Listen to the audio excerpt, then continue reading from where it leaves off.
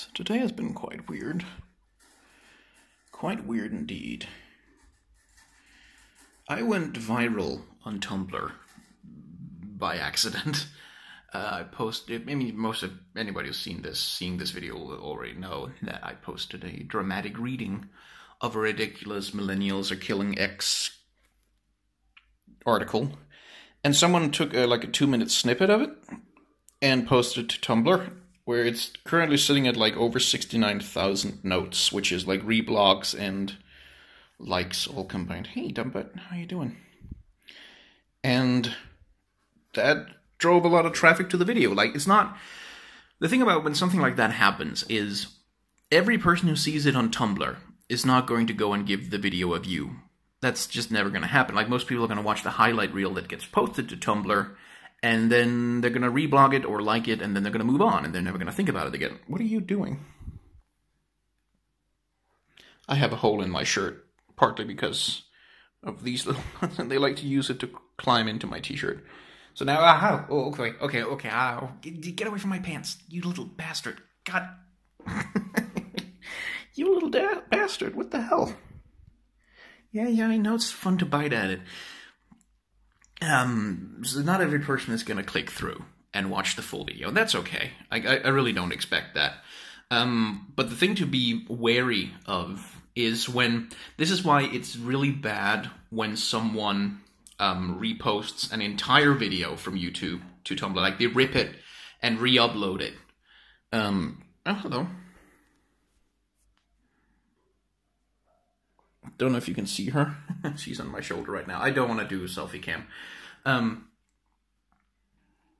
That's why it's bad when they rip it and re-upload the whole thing to Tumblr, because then it will drive absolutely zero traffic whatsoever. There will be no reason to go to the YouTube channel. There's going to be no reason to subscribe. And it's moderately okay when someone... Stop licking my ear, you little bastard.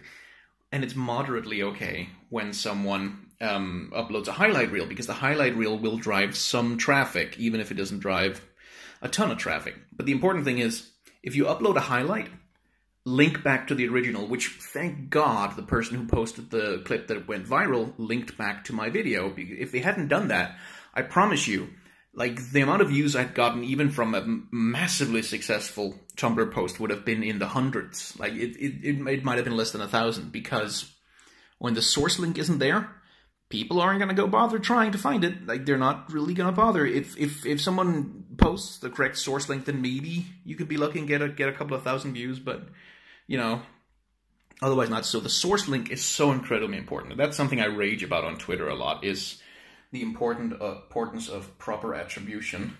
Hey, dumbass, how you doing?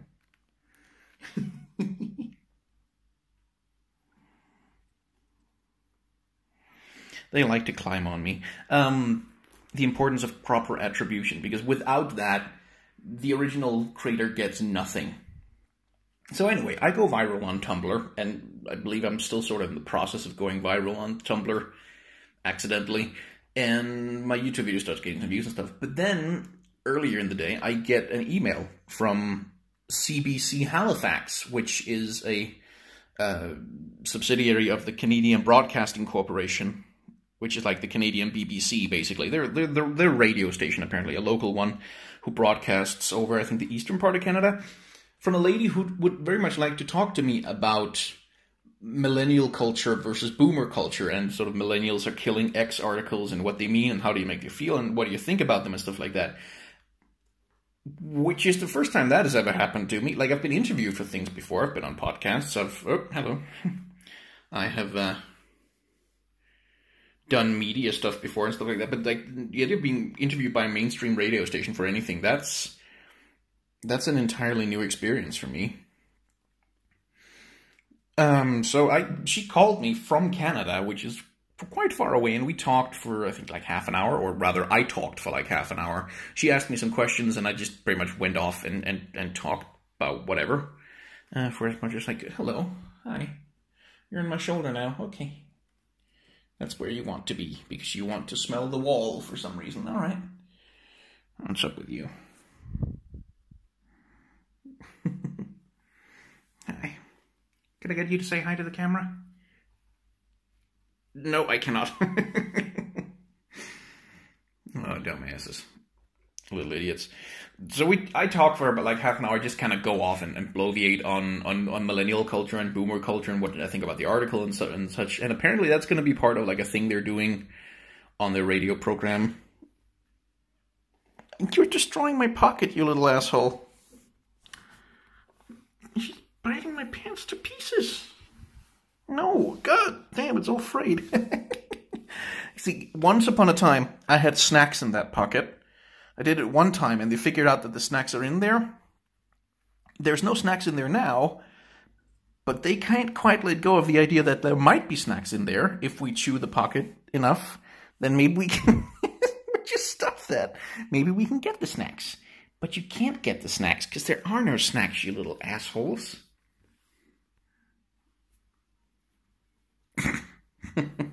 Yeah, sorry, I know it's not fun to be held up like that. You shouldn't really hold rats with one hand like that. It's not necessarily a good idea. But they get such an adorable face when you... God damn it, stop biting my t-shirt. I can feel you. So I just talked about, like, millennial culture, whatever the hell that is, for, like, half an hour. And apparently that's going to be airing alongside an interview with, like, a professor of... No, there's no snacks in that pocket either. Alongside a professor of, like, pop culture or whatever, who's gonna... apparently talk about some of his thoughts about the issue.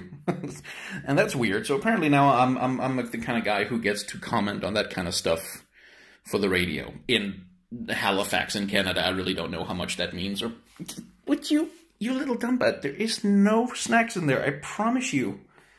I pinky swear promise you. So where's the fourth one? We do have one more little rat butt, but she hasn't really shown herself. Are you sleeping somewhere, dumbass?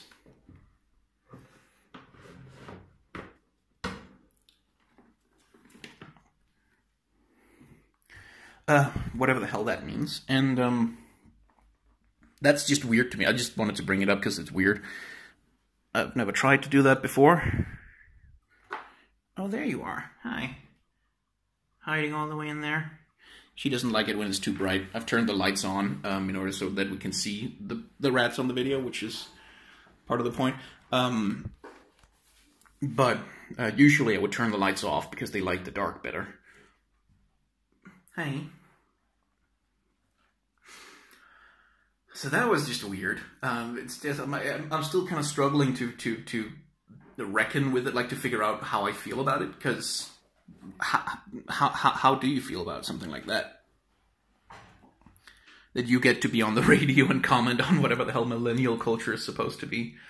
That's strange. Like that happens because I go viral on complete accident. Like this was not... I did not plan for this. This was not supposed to happen. I just wanted to blow off some steam and read a hilarious article about millennials destroying mayonnaise. So it's not like it's going to be happening again anytime soon. It was just... I mean, this is what the vlog channel is for. I just vent about stuff. Nunu, which I continuously struggle to say without kind of stopping it going, Nunu, is a really cool champion design. I've done a video about him. I'll probably do another one. No. Get away from my shirt. Get away from my shirt, you little jerk. What are you doing? What are you doing? Yeah, I know. I know. What are you doing? What are you doing? She's got a little scab on her back. It's really... we don't know. She had a little mite infection a little while back. We gave her some medicine. It's cleared up now, but there's still a little bit of scabbing on her back from where she was scratching. Dumbass.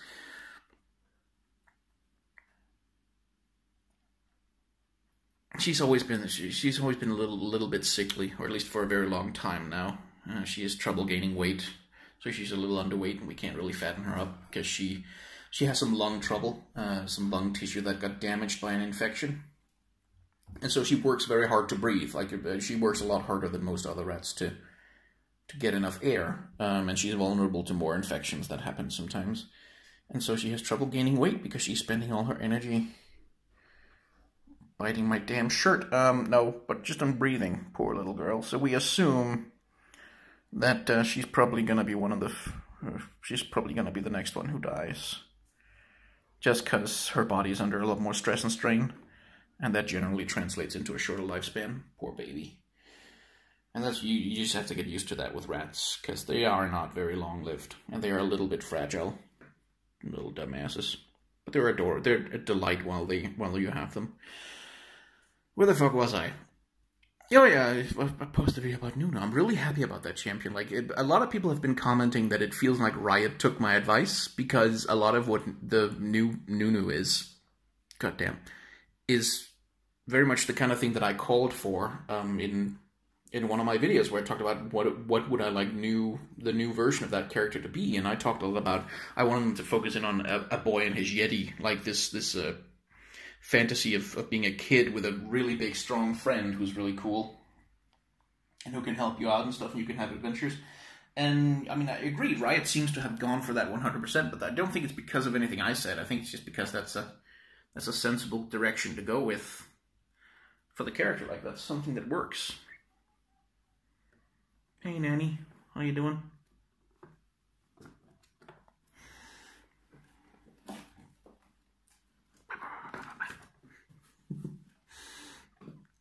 I'll bring you some snacks later, you little dumb butts, don't worry.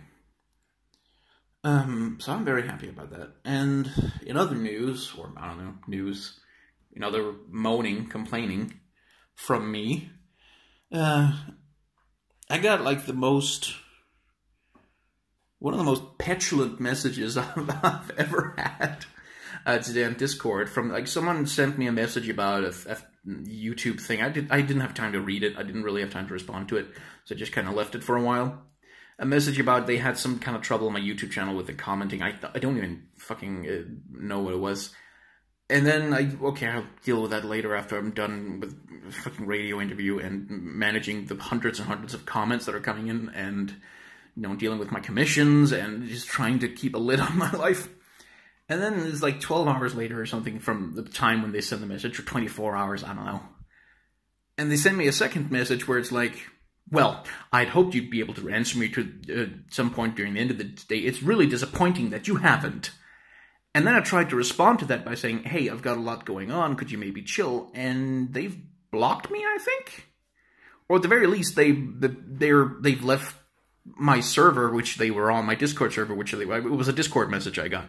They've left my Discord server that I was on, so I can't actually respond to them. So they sent me, so not only have they sent me kind of a frivolous message that's not super important that I elected to deal with later because I was busy, they sent me a pissy demand for my time and attention to deal with their issue with commenting on my YouTube channel, which it's not really the most important privilege in the goddamn world. And then after sending me kind of a snippy, I expected better from you, from this person who I don't fucking know. Like, I think I've chatted with them on the Discord like a couple of times, but I don't know who they are. We don't have a relationship. Why the hell were you expecting anything else but to be left hanging for a while I deal with my shit? But then they've possibly also blocked me. See, I kicked them from my Discord server. Like, I didn't know if they had left already or whatever, but I went and clicked the kick option. So if they weren't kicked or left before, they're kicked now. Because what the fuck kind of behavior is that? Honestly. I just wanted to vent about that, because that fucking got my goat a little bit. I had some stressful days. And today has been weird. And I've had to deal with a bunch of other normal life stuff. Stop biting my shirt, you little... I swear to God. I swear to God. You. That kind of got my... Like, dude, seriously. I'm not the most famous internet dude in the universe, but I still, like, managing my shit takes some time. And you're not the only person I'm leaving hanging right now, because I've got other shit going on. Like, I'm constantly in a state of... oh, fuck, I've got a bunch of stuff I need to get to. Just, I mean, the reason I bring this up mostly is just don't ever do that to a content creator. Like, if someone doesn't answer you after, like, 4 or 5 days, if someone had promised you an answer, and said, oh, I'll definitely answer you within X time frame, and then they don't, sure, send them a message asking for a progress update, but this is a kind of snippy, entitled, you need to answer me right now or you're a terrible person kind of rhetoric. That just gets my absolute goat. Honestly, fuck off with that. Don't ever send me that. I will block you. I block people for less because... What are you smelling in there?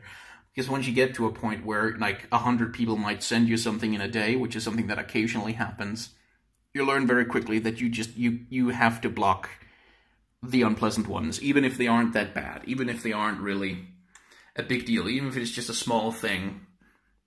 For your own mental health and just for your time management's sake, you can't deal with them. Like, you just have to block. You just have to ignore it, because there's no...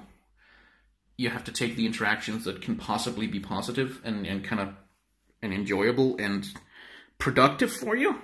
Hi, little shirt biter. Jerk. Little jerk. Because if you try and handle all of them, if you try to be nice to everyone, you will break yourself. Like, your mental health will fail very, very quickly. I know that from bitter experience. So, I mean, I'm not telling you to treat content creators with, like, silk gloves and never say anything critical to any of them, never interact with them in any way unless you are offering them money or whatever. But do try not to be entitled assholes about their time and effort, because we only have so much, and we tend to give it out too readily anyway. We're already generally really bad at taking care of ourselves and our mental health. Don't fucking make it worse. I really love my rats. They are just adorable. They help the mental health a lot when they don't get sick and scare the shit out of me. Little bastards. Anyway, thanks for listening.